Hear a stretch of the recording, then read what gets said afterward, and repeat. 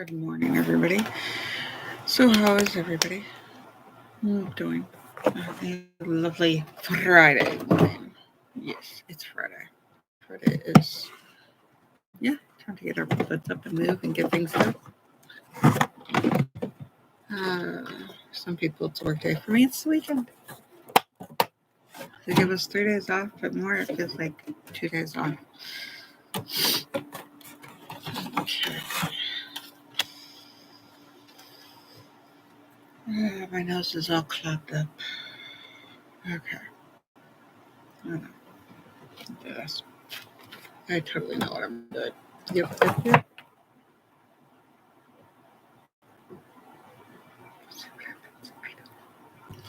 All right, big mess. Yeah, there's a big mess. There'll be a big mess at least until mid-September. That's the goal. I want to get rid of it mid-September. So I'm going to clean up this whole thing. But don't worry. I have no idea what I'm doing. Okay, it is Friday. I have coffee. We're going to do our tarot. So if you have, nobody is watching at this particular time. So when you're watching later on, if you have questions. I don't know. There should be a community thingy. Let's see if I can put in a community thing. Figure out how YouTube is evolving. I'm not really following yet. And so I'll have to update later when I have time to just sit there and update. But right now it's work and, surviving. All right, now we're going to do cards. I still haven't memorized, learned, figured out what each card means. We're going to shuffle. Let's see what today has to offer us.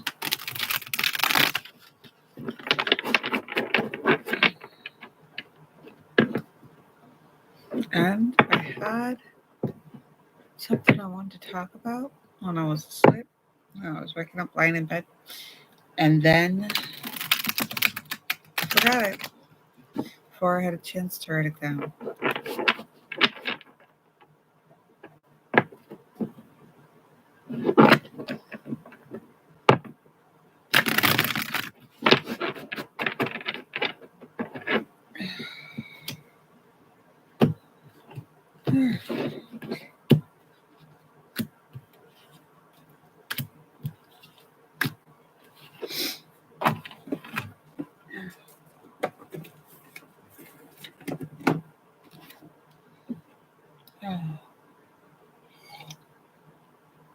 I'm using the Sacred Circle Tarot cards.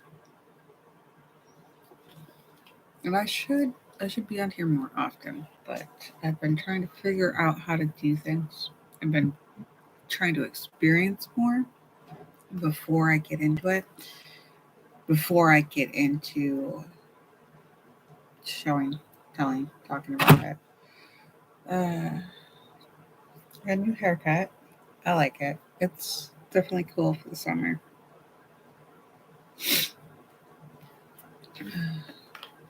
All right, we have Force, Ten of Wands. That's pretty. Okay, Wands. Have 5 cups left. 5 cups. Just that talented. Here's Wands.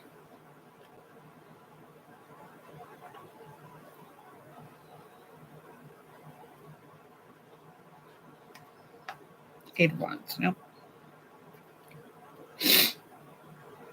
Okay, 10 of Wands. You're taking on far too many commitments and have a sense of oppression weighting down. Perhaps you are running a business and takes up every moment of your time doing too much overtime at work, or you just have too many things going on at once. You are certainly not enjoying yourself and you're feeling being very overburdened. This is true for me. This is very true for me. Any excitement or satisfaction that you once had in your enterprise has now been stifled, and you have no sense of energy or personal creativity or pleasure. You must relinquish some of your self imposed responsibilities to achieve any of your goals. Learn to delegate and have things that really need doing alone. Don't really need doing alone. The Ten of Wands demonstrates that your pure brute force, detached from any spiritual or moral reason. This card indicates that you are working. If you are working magically, you want results and effects without understanding the purpose, unleashing the destructive forces that will rebound on you. That doesn't fall. You definitely want to make sure when you're working spiritually that you have the goal in mind. I have a feeling that if I make sure that my goals are clear while I'm working, or what the whole point of working is for, then I can prioritize and figure out which ones need to be delegated where and to who and organize. Just organize would be nice. Okay, so now we have the Queen of Wands. We have it reversed or upside down. Illumination.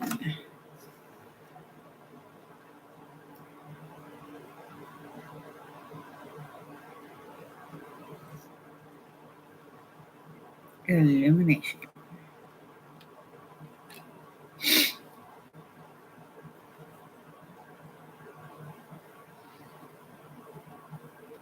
Okay. Reverse meaning. Oh, that's a big paragraph for reversed. Okay, that's a half a page. The Queen of Wands reversed indicates that you've come into contact with a jealous woman. Her basic insecurity makes her imagine wrongs that she takes on quick to accuse others. She is domineering, and likes to keep tight control on those in her sphere of influence for means by any means possible. She is a mistress of art of emotional blackmail, and as no amount of rational argument will dissuade her from her passion. Does this sound like somebody you know? Unfortunately, there is no pleasing someone like this. Whatever you do, it'll never be enough. If she is a relative, treat her gently because she is an unhappy woman. But don't let her make you feel guilty. It really isn't your fault. You must live your life and follow your own dreams. She is unhappy precisely because she hasn't done this. Don't fall into the same trap.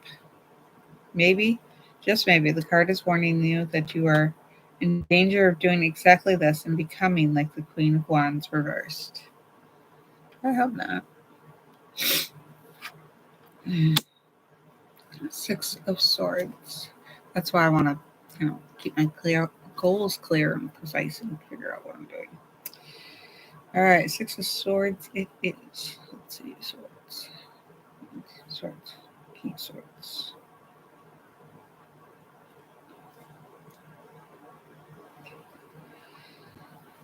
Okay, Six of Swords indicates that you are moving away from difficulties. So I have filled my plate with too many things to do, and I'm about to move away from difficulties. Oh, is that reversed? Soulless. Maybe that's reversed. Yeah, yeah. Six of Swords reversed is telling you that you only get away from your problems temporarily, perhaps taking a holiday. However, they will still be there when you get back. It seems at the moment there is no sooner have you dealt with one difficulty that another arises. You must try to gain some understanding of how the situation has arisen and devise position method of coping. On a deeper level, the Six of Swords reverse is telling you that you must use the power of your intellect to gain control over your self-destructive impulses. Look within yourself to discover real the reason you're driven to sabotage your own happiness when things seem to be going well? Is it that you think what you deserve? Do you just expect failure and provoke it before anyone else can? Are you afraid of responsibility of success? Is if anyone else were doing this to you, you would be justifiably angry. So why treat yourself so badly? You need to work to learning to like yourself a little. Yeah, the through trauma and drama, we expect that the worst is coming as soon as you have the greatest life. So I tried to imagine the other day what life would be like if I was successful at everything I did that I worked at until I got successful at it, and things were just easier if I was just successful, just expected success, expected to do things successfully, and expected my life to go successfully. What would it be like? What would life be like? I mean, there are people out there that a, that have this great life, that have this life where they're happy and they don't really fail, and they don't feel like it's normal. And they're probably doing the very same thing as somebody who's failing at life or feels like they're failing at life. The only thing is they're probably paying attention to and noticing um, their successes rather than their failures, or they just keep at it till they succeed rather than if they fail or something. Their life is pretty good.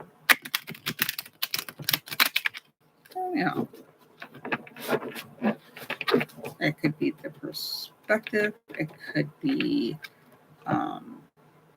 just the methods that they do. It could be lots of things that just their life. I don't know.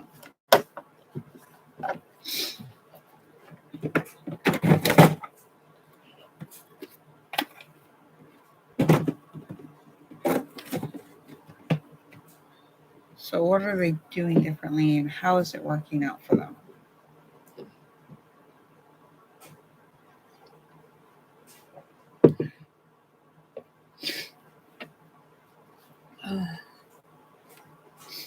My nose gets all blocked up this time of year, and I have a cough this time of year.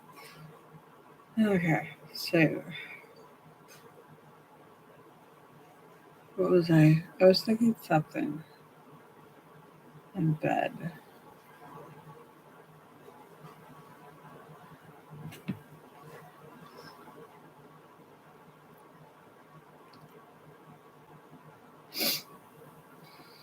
And it was something like not having the gotcha feeling. I don't know. I get it that you have to do things. Oh, learning and teaching. All right, so like this. So I was thinking the way people take information or take lessons or take uh, what the takeaway is, how somebody else might pursue or how somebody else might feel about uh, the information presented. Um,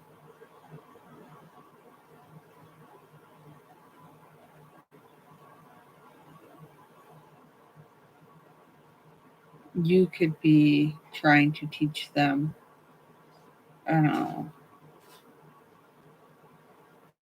this is how you have empathy, or this is how you have, like somebody teaches them, oh, this is how you make your bed, and then somebody does it, and it completely, they don't make their bed. Their bed is a complete mess, it's a complete disaster. And you show them this information, and they walk away with it with not learned in the way that you thought they would, come to the same conclusion. It's a horrible example. Like I said, I don't think this all out. It came to me this morning as I was lying in bed trying to figure out what time it was.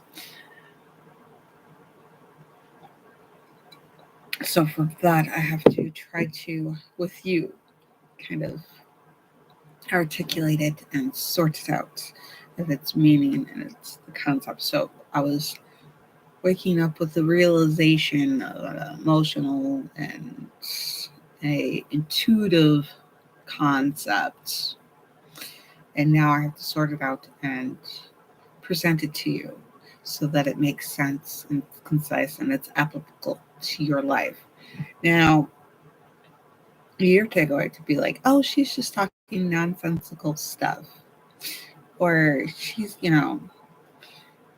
you could have any takeaway from this based on your particular experiences in life, your particular way of doing things, gathering information, understanding the information you have, being able to relay this information, your intelligence, your understanding, your grasp.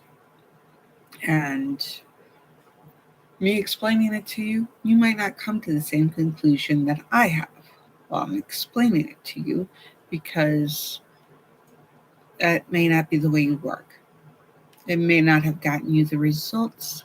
You trying to do the same thing that I've tried in my life, you may not get the same results.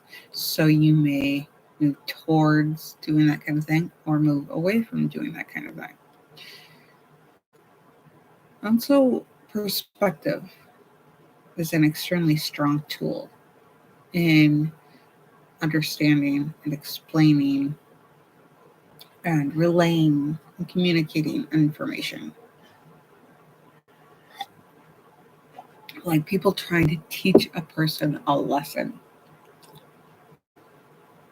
Teachers trying to teach kids or students, period. I mean, any age. Students, you live a life as a student and a teacher.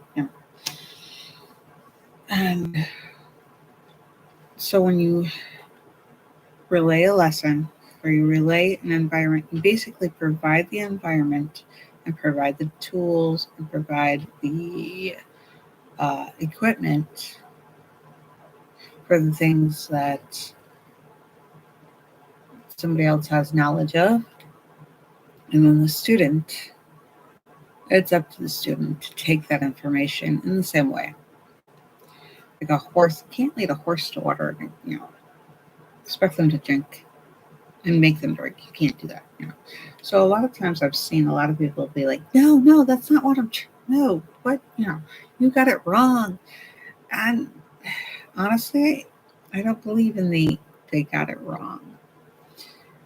It's just they got whatever out of it that they need to get out of it. And then when they're ready to understand a certain concept, probably dawn on them.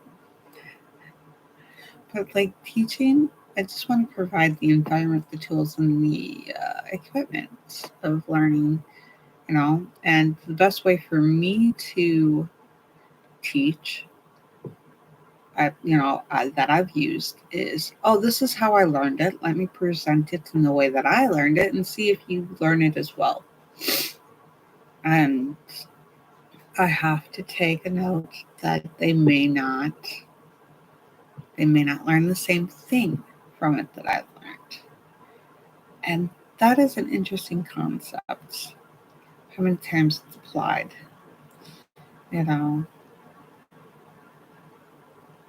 And so there was that meme or something. Beatles guy? Was it the Beatles guy? Who his teacher asked him what he wanted or what he wanted to be in life. And he said, happy. I think it's like I can't quote. It's the concept of my interpretation of what the information I received. or the information I came across. Let's just put it that way. All right, so so then the teacher told him, don't think he knows how life works or the assignment works. And he tells the teacher, I don't think you know how happy this works.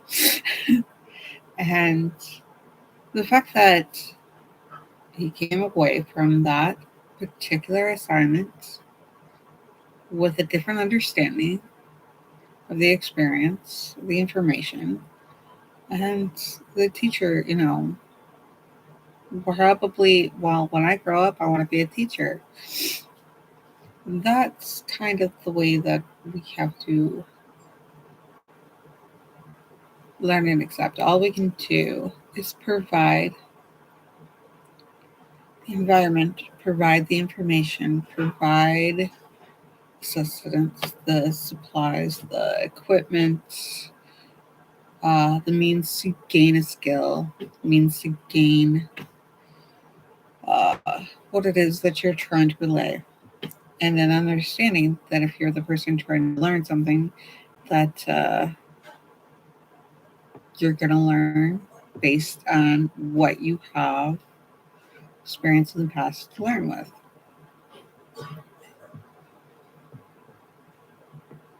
That was a long story for probably a short concept. It works. But that's what I woke up thinking about. Like with my kids and stuff. You always think, as parents, we always think about our kids first. We wake up thinking about our kids. But I'm trying to teach our kids. So when they don't get it,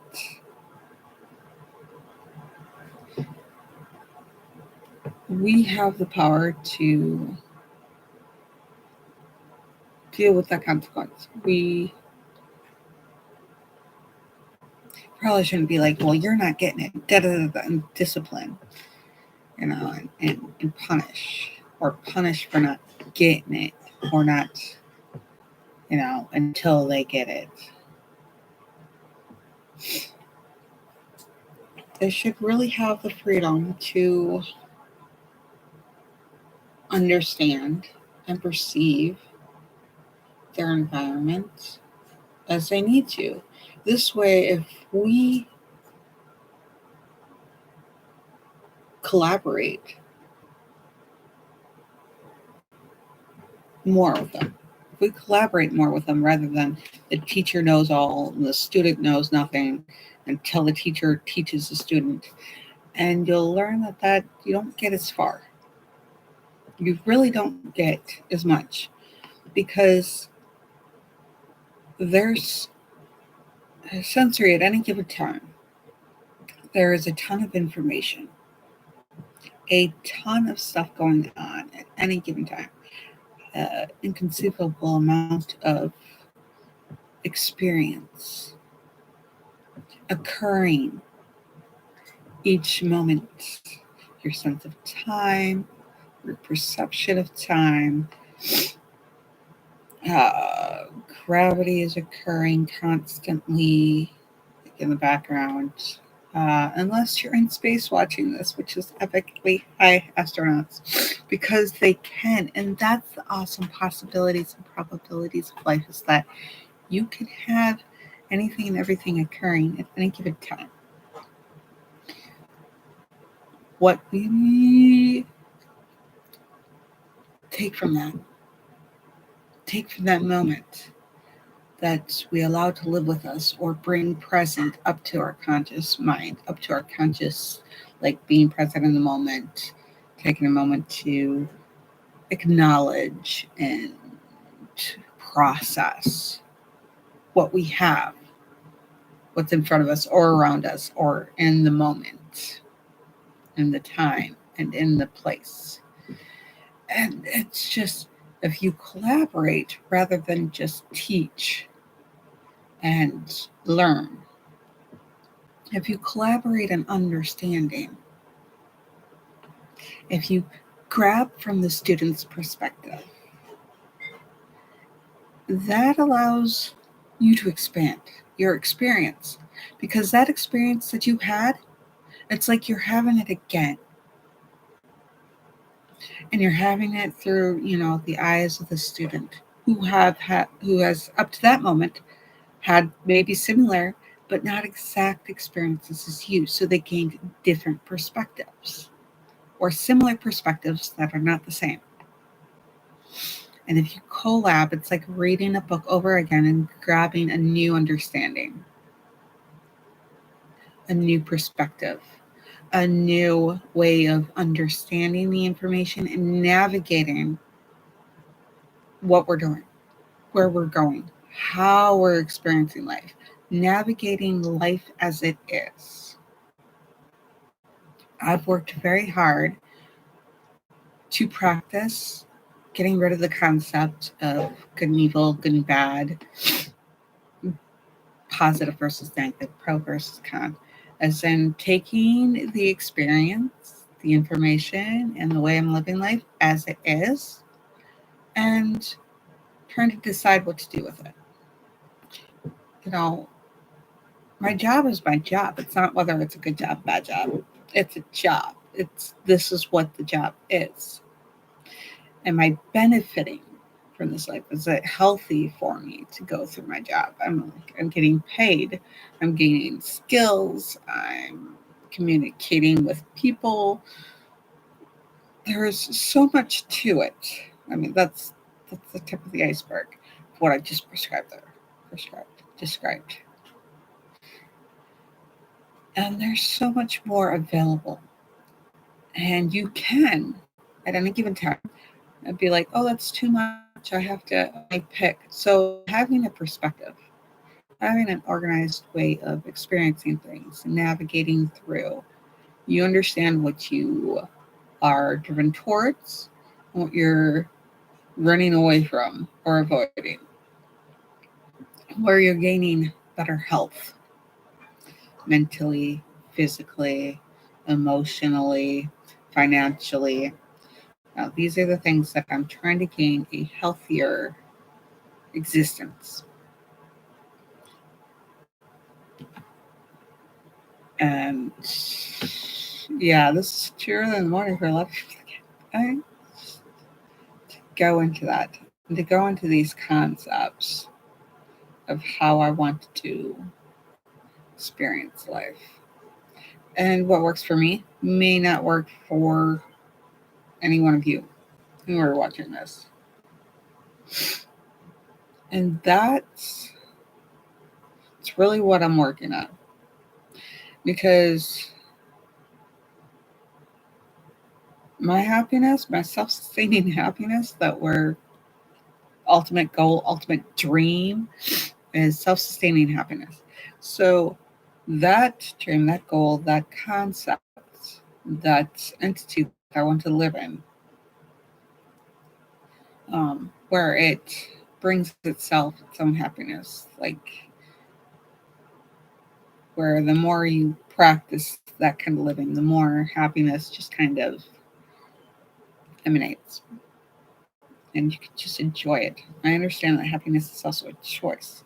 So these concepts that I'm working on and trying to apply to my life, so the more I'm learning about where it's applicable and where I want to put it. Ambiguously, we still have this is how I've lived so far. This is what I know works and doesn't work, whether or not I like the outcome. This is what I've done. This is the results I've gotten. This is the no. It's been there, done that. And you're going to get this. That, it may be destructive. It may not be self-sustaining. Like that's maybe a long walk off of a short bridge. And I feel like that's imminent. I feel like that's what's coming, is that if you're not doing, but we work with what we've done before. And so new is interesting. So it's how do you gravitate, organize, and deal with and process experiences that are new? How do you approach new?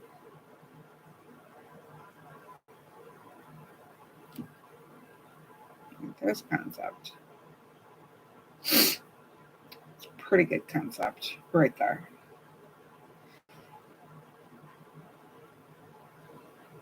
And that's a lot to think on. Oh, it's a lot to think on. Thunk is onomatopoeia. I love onomatopoeias. I have no idea how to spell certain onomatopoeias. In fact, I probably don't know how to spell onomatopoeia. But onomatopoeias are basically the sounds that we come up with, the way of writing about this, the words for the sounds that we come up. Like dripping water is a plip plop. It might not be a plip plop for everybody. It might be a dink. It might be a poop. It might be a, who knows what kind of onomatopoeias come out. So I just would love a list of onomatopoeias that I can learn how to spell so that my writing would just, I love onomatopoeias. Just to say onomatopoeias. Drinking macchiato while I'm writing about onomatopoeias. Just words. Oh gosh. Pictures. Music. The arts. I really want to enrich the arts in my life. And those should produce from that. Like if you plant seeds of experience, if you plant seeds of new, you should gain experience and methods. Like control is an illusion. All you can do is an application of method. And control should be the result of that. The sense of control should be the result of that because control is an illusion. I've learned that should be our next video. Control is an illusion. Now that I am all caffeinated and go, and a wee, I have to get going about my day, and hopefully I've caffeinated enough to make it through. Oh yeah, you're gonna miss me, but you're gonna see me again in the next video.